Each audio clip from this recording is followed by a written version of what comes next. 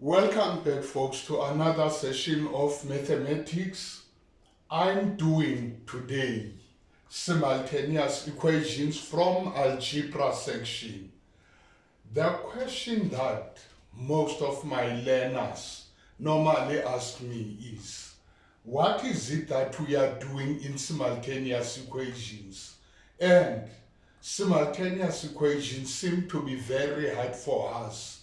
How can we best tackle this section of mathematics?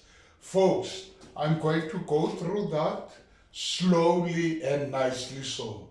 Number one, I want you to know why we solve equations, two equations simultaneously.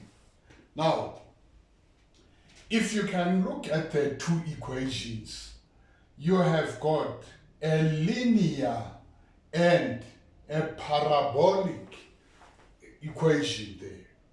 Now, our policy in South Africa for education, that is mathematics, says learners in grade 11 and 12 must be given a linear equation and a quadratic equation to solve simultaneously. Now, I'm coming to why we are solving equations simultaneously. We solve two equations simultaneously so that we can determine the coordinates. Let's write it there. Coordinates of the intersection of the two functions. That is very important. We want to determine the coordinates of the intersection of the two functions. Let me just make an example, a rough example to show you what we are doing or what we mean by that. Let us draw two functions as per our policy document. Now, I'm going to have that parabola there. There is your parabola, which is going to be defined by F. Now, if we have a straight line graph there, which is G, can you see that the two functions are intersecting at these 2 points? Let's call them point A and B. Now, when we say to you solve for x and y in two equations, you are determining the coordinates of those 2 points where the two functions are intersecting one another. Now, how do we do this? We do this by using elimination method. Elimination method, do you see that we've got x and y, which are unknown to us? We've got x and y, which are unknown to us. Now, the first step, we are going to try and eliminate in these two particular equations one of the unknowns so that we don't end up with two unknowns in one equation. Then thereafter we simplify and solve for that particular variable which is left. Now, how do you do that? First things first, we've got two equations. I don't want to confuse my maths teacher. I want my maths teacher to know exactly where I am. I'm going to start by labeling the two equations. There we go, x plus 4, which is equals to 2y. I'm telling my maths teacher that this is equation number 1, sir or ma'am. Then I take the second one, which is given y squared minus xy plus 21, which is equals to 0. I'm telling my educator that this is equation number 2. Now, from there, I want to eliminate one of the unknowns. In this particular one, I've got x, I've got y. Now, I'm going to try to make x the subject of the formula. I must indicate where I am from the first equation. I'm making x the subject of the formula. I take plus 4 into that side, it becomes minus 4. Therefore, I'm left with 2y minus 4. Now, this is equation number 3. Folks, in the two equations, you can choose any equation to manipulate, but be very careful. I always say to my learners, it is better sometimes to manipulate the linear equation.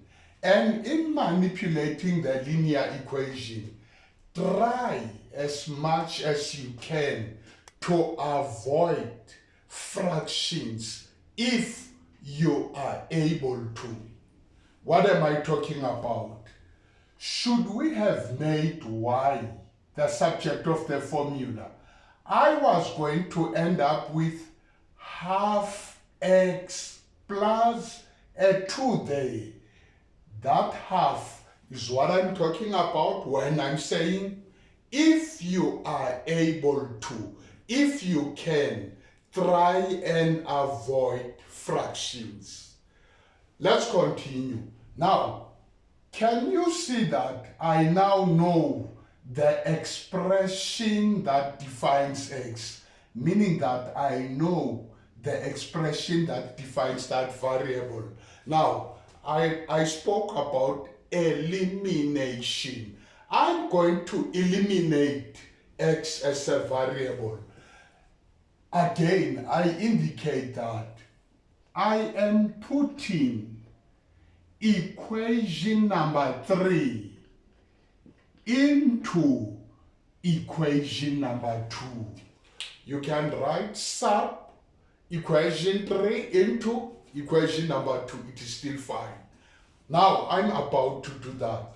That means where I see x in equation number 2, I am going to do what? I'm going to substitute x by the expression that defines x. That becomes y squared, which is there, minus open bracket. Remember, I've got x. X is now defined by 2y minus 4 multiplied by y. Please don't forget that. Plus a 21. This is equals to 0. Then, let's look at this now. We are no longer having an x there. The only variable that we have is a y. We have eliminated one of the variables. Then from there, we simplify by getting rid of the bracket and adding like terms when necessary. That is going to be y squared. It is this one. I multiply this by that. It is minus 2y. Remember, it is multiplied by y there.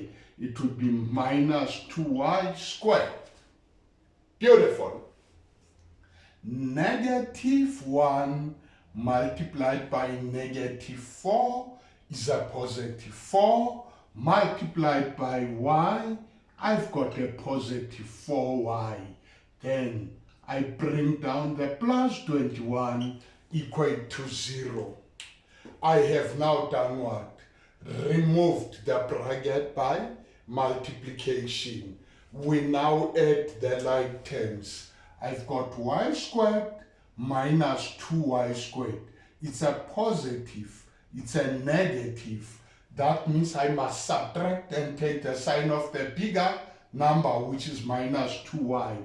That would be a 1 minus a 2. Mathematically, it's a minus 1. And the name was y squared. Minus 1y squared. Then we bring down that plus 4y because we don't have y. We bring down that constant because we don't have any other constant there. Now, at this point, you are at liberty to multiply throughout by -1 or to even factorize it there. But I always love multiplying by -1. Be careful if it is an equation. That is gonna give us y squared. We multiply this by -1, we get minus 4y. We multiply that by -1, we get minus 21, which is equals to 0. Now, we have a quadratic equation there. We can only solve for y by factoring it. Let's factor that. The factors of y squared would be y and y. Now, I must get the factors of 21 that would work with y and y to give us 4. Factors of 21 that would do that, it would be a 7 and a 3. The middle term is minus and we want to subtract. That means that I would make that minus, the bigger one minus, so that I get a minus 4. Because we want to subtract, we would make that positive. Then now, y is equals to 7, or a y is equals to -3. I now know the values of y, of the points of intersection of these two functions. If the two functions or those equations were defining these two functions, I was going to look at them and say, that means the value of y at this point, remember I'm saying if they were defining these, I was gonna say the values of y at these points would be a positive value of y is on that quadrant. It was gonna be 7. A negative value of y is on that quadrant. It was gonna be -3. Folks, remember, I'm making a rough example there. I am not saying this and this are defining these two functions. I'm just demonstrating. Then, let's move on. Now, what do I want to know? I want to know the values of x in these 2 points when the values of y are those two. That is why I'm gonna say now, remember, we've got x is equals to 2y minus 4 there, which is a bit in a simple form. That is why I'm going to substitute there. But you can substitute this into any of those two equations, you will still get the correct answer. I always substitute into equation 3 because it would be in a simple form for me. Now, I'm saying here, x is, when y is 7, 2 into 7, remember y is 7, minus a 4.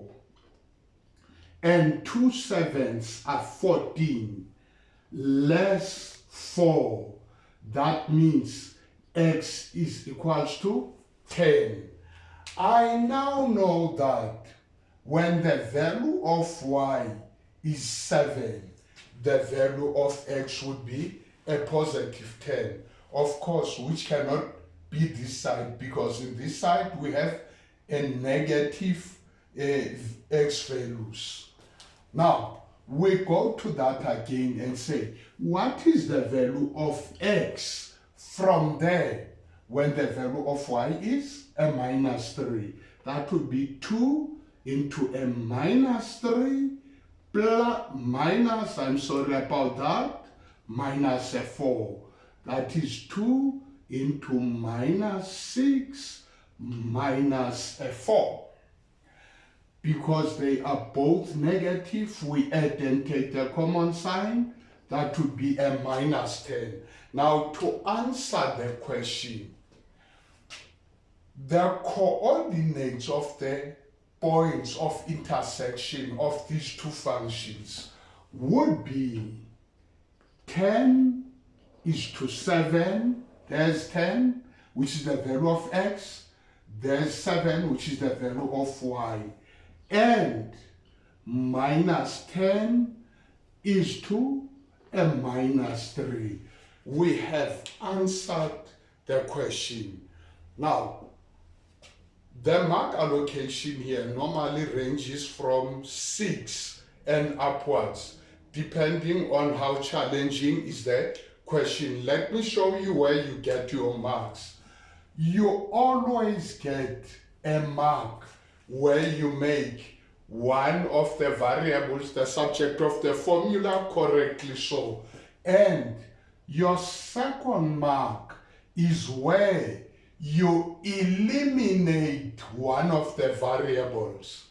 And your next mark would be where you have simplified and wrote this in a standard form. Now, even if you don't multiply by negative there, because it is in a standard form, you get 1 mark. Your next mark would be for factoring, then both values of y and both values of x. Now remember, some examiners can say, determine the coordinates of the points of intersection of these two equations or functions by solving simultaneously. If that is the case, they would want you to indicate the coordinates and you would get marks for that. Folks, simultaneous equations, I always say, free marks, as long as you know and understand what you are doing. Knowing, I mean, you are solving or you are trying to find the coordinates of the points of intersection of the two functions which are quadratic and linear. If you are South African, if you are in any part of this world, you can get any function depending on your policy document. But we are still doing the same thing. Understanding. How do you do that? You do that by eliminating one of the variables, because in both equations you will normally have how many variables? 2 unknown variables. Now, I said no, understand. Knowing, you know that you are doing that. Understanding, you understand that you are trying to eliminate. Then you just move with that. I always say in my class, I don't teach mathematics just for the sake of teaching mathematics. I always tell learners what they are supposed to do. Number 2, why they are doing that. You must have a reason. Why are you making x the subject of the formula? I'm making x the subject of the formula so that I can eliminate one of the unknown variables. Number 3, how do you do that? There we go. There we go. I have replaced that there. I said what to do, why are you doing it, how are you doing that. Those are the 3 major important things in mathematics. I would suggest that every one of you, when you sit in class, you must know what to do. Why are you doing it? How it is supposed to be done. Folks, like my channel, leave your comments, positive comments, so that we know where to improve and how to improve. Give your friends the channel so that they also perform well in mathematics. Thank you very much. All the best to every one of you in as far as simultaneous equations is concerned. And you must always know that these are free marks from myself to every one of you. We love you.